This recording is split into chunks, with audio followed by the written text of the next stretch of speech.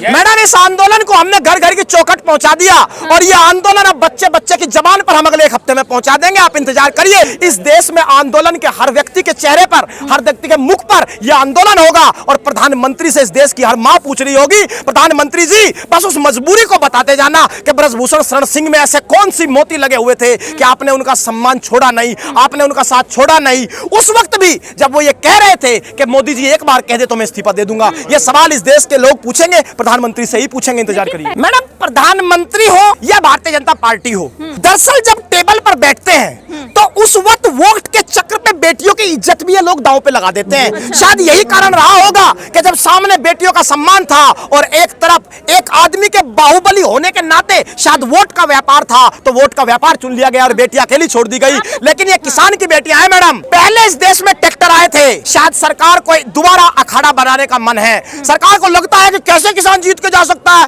प्रधानमंत्री मोदी से प्रधानमंत्री में तो झुके ही नहीं, तो फिर तपस्या में कमी कहां रही थी? शायद दूसरी कोई तपस्या हो रही थी। दूसरी तपस्या प्रधानमंत्री करे, शौक से करें। हम अपनी बच्चियों का लाज बचाने यहाँ आए हैं, ईमान बचाने आए हैं, सम्मान बचाने आए हैं। बस एक बात का ध्यान रखें, पिछली बार प्रधानमंत्री से हमने एक लड़ाई लड़ी, नीतिगत लड़ाई लड़ी, देश की सरकार से लड़ी, हम जीते भी, लेकिन उसमें 750 किसानों की शहादत हो गई, हमारे अपने लोग खो गए। मैडम प्रधानमंत्री का तो एक वक्तव्य लगा कि मैंने मेरी तपस्या में कोई कमी रह गई, ऐसी तपस्या को ओढ़ेंगे कि बिछाएंगे, ऐसी तपस्या को कौन सी खूंटी पे टांगेंगे जो देश के 750 किसानों की जान ले सकती हो? ऐसी तपस्या को कौन सी खूंटी पे टांगेंगे जिस तपस्या के चलते एक सिरफिरा आदमी जीप किसानों के ऊपर चढ़ा सकता हो? लड़ाई लड़ी जाएगी, लेकिन प्रधानमंत्री ऐसा माहौल बरकरार रखे कि यहाँ किसी की शहादत नहीं हो। हम शांति से बैठे हैं, गांधी को दिल में बसाए बैठे हैं, अपनी बेटियों के लिए निकले हैं, आज अकेले बैठे हैं, कल शायद ट्रैक्टर पे बैठे, क्योंकि जब जब इस देश में इस तरह बेटियों का सम्मान दांव पर निकल लगेगा तो सबसे पहले कोई गाड़ी नहीं ट्रैक्टर निकलेगा और वक्त पर ट्रैक्टर निकाल कर दिखा देंगे। राजपूत समाज के कुछ लोगों ने कहा है कि क्षत्रिय समाज को टारगेट किया और इसी तरीके से यदि ब्रजभूषण को टारगेट करते रहे तो आगे हमारे पास भी ट्रैक्टर है, हम भी आंदोलन करेंगे, हम भी दिल्ली कूच करेंगे। मैडम देखिए, सबसे पहले तो राजपूत का इतिहास इस देश का इतिहास है।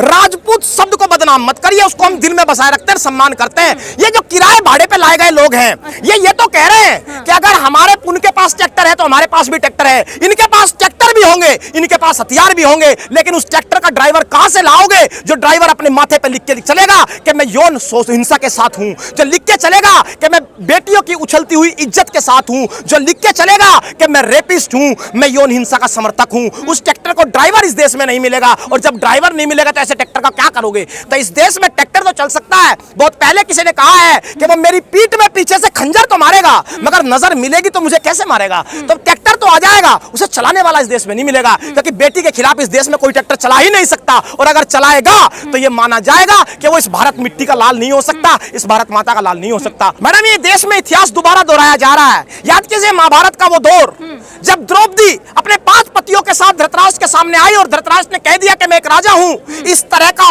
कोई भी कृत्य स्वीकार नहीं करूंगा, 5 पति किसी महिला के हो ही नहीं सकते और मैं इसे कभी स्वीकार नहीं करूंगा। तब सबसे पहले द्रौपदी ने सामने आकर कही थी कि महाराज मैं अग्नि परीक्षा के लिए तैयार हूं, अपनी पवित्रता के लिए तैयार हूं। यहां से इन बच्चों ने अग्नि परीक्षा देने की बात कही है, नार्को टेस्ट की बात कही है। ये दूध का धुला तथाकथित युग पुरुष अगर हिम्मत है तो आए करवाए नार्को टेस्ट, दूध का दूध और पानी का पानी हो जाएगा। हम हिम्मत लड़ने निकले हैं, सच्चाई के बलबूते निकले हैं मैडम। नार्को टेस्ट से गुजरने को तैयार है, अग्नि परीक्षा से गुजरने को तैयार है, क्योंकि हम दुनिया की बेटियों की लड़ाई लड़ रहे हैं, इस तरह के दलालों की नहीं।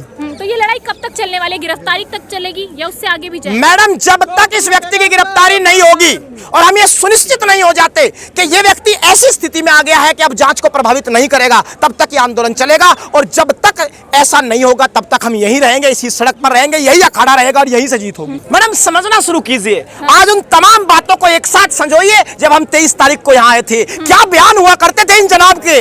मैं शिलाजीत की रोटियां खाता हूँ क्या? मुझसे लड़कियां चिपक के खड़ी होती है? इसी आदमी को 20 दिन के अंदर हमने ये कहते सुना कि खा पंचायत से आए चाचा और ताऊ, मेरी भी सुन के जाना। इसका मतलब जिनको गाली दे रहा था उनको चाचा ताऊ बताने लगा।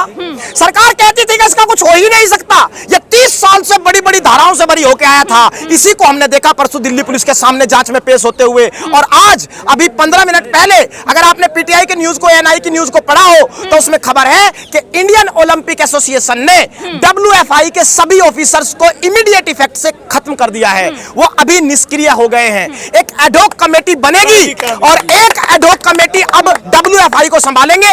इस तरह के तथाकथित बाहुबली जो कहते हैं कि मैं शिलाजीत की रोटियां खाता हूं, मैं किसी की सुनता नहीं, मैं आदमी को गोली मार देता हूं, ये आदमी पद से आज चला गया, ये आदमी दिल्ली पुलिस के सामने जांच में चला गया। और इंतजार करिए, हमारे हौसलों पर विश्वास इस देश की बेटी को रखना होगा। ये सलाखों के पीछे भी जल्दी ही जाएगा, जरा हम पर विश्वास रखना। ब्रजभूषण ने ही राजनीतिक इस्तेमाल इन बेटियों का नहीं किया, इस देश के प्रधानमंत्री ने भी फोटो खिंचवाते हुए किया। उन्होंने कहा कि विनेश फोगाट तुम तो मेरे परिवार से आती हो, बेटा साक्षी मलिक लंच यही करके जाना। अगर इस प्रधानमंत्री कार्यालय के दरवाजे उस वक्त खुले थे जिस वक्त इस बेटी के गले में कामयाबी का मेडल था, तो आज जब न्याय का मेडल पहनने ये सड़क पर निकली है तो प्रधानमंत्री ने दरवाजा बंद क्यों किया? क्यों?